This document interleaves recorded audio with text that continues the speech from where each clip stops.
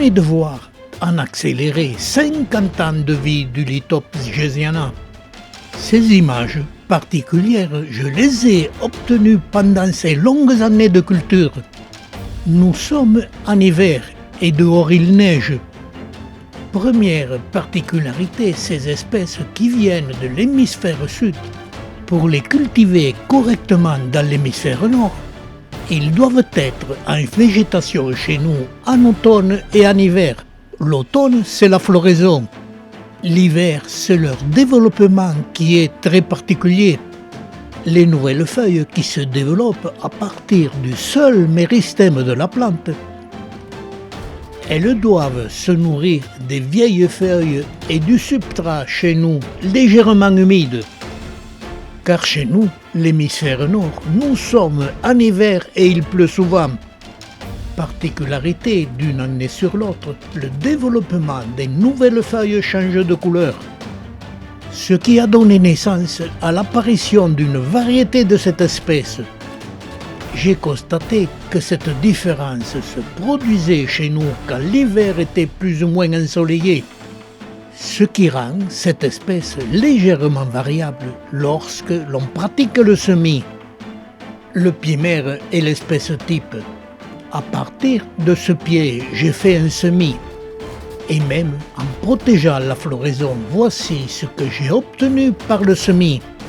Et cette expérience, je l'ai renouvelée plusieurs fois. Et là aussi, à partir du même pied, j'ai obtenu d'autres différences dans les couleurs de la plante et les dessins des fenêtres. Voici l'image de l'espèce type telle qu'elle a été décrite autrefois.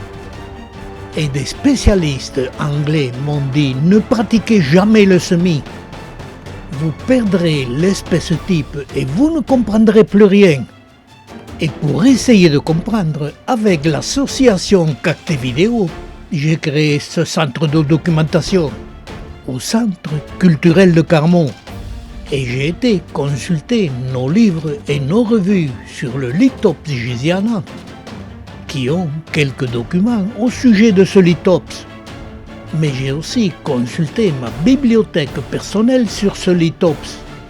Et dans le livre de Hermann Jacobsen, référence mondiale sur les plantes succulentes, ces publications ont été faites en 1974-1977. Et dans son livre, il décrit l'espèce type et seulement 2 variétés. Dans les années 2000-2005, un couple d'Africains du Sud, Desmond et Noreen Cole, faisait le recensement et les études sur site du genre Lithops. Ils publiaient un premier livre en donnant simplement des photos de l'espèce type et quelques indications. Ils recevaient énormément de courriers et durent publier un deuxième livre où ils montraient tout en images l'espèce type et leurs variations qu'ils avaient observées sur site. Et sur leur livre faisant référence, je note simplement 2 variétés, mais avec 7 photos montrant les variations de l'espèce. Au début de cette vidéo, j'ai montré tout en images la floraison qui varie de jour en jour par les couleurs et par les formes des fleurs.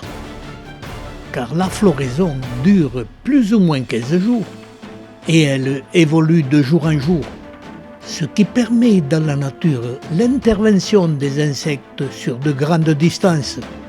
Et ces insectes font évoluer les espèces, que ce soit dans la nature ou dans les collections, où j'obtiens de nombreux semis naturels.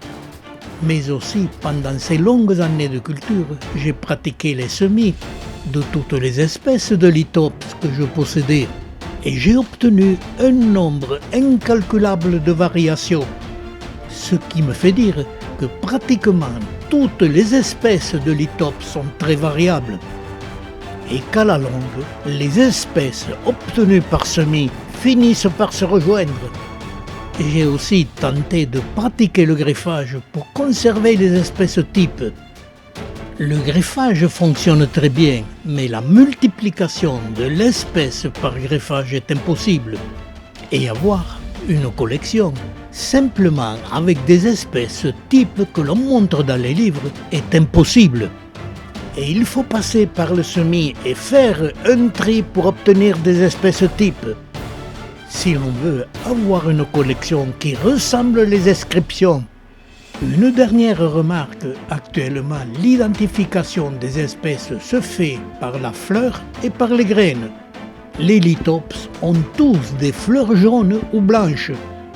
Et il nous faudra publier que les lithops sont des espèces très variables et sans doute en diminuer le nombre.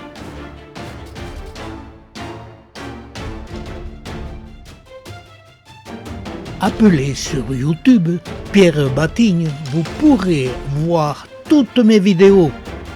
Sur le plan liste, elles sont classées par thème ou par famille végétale.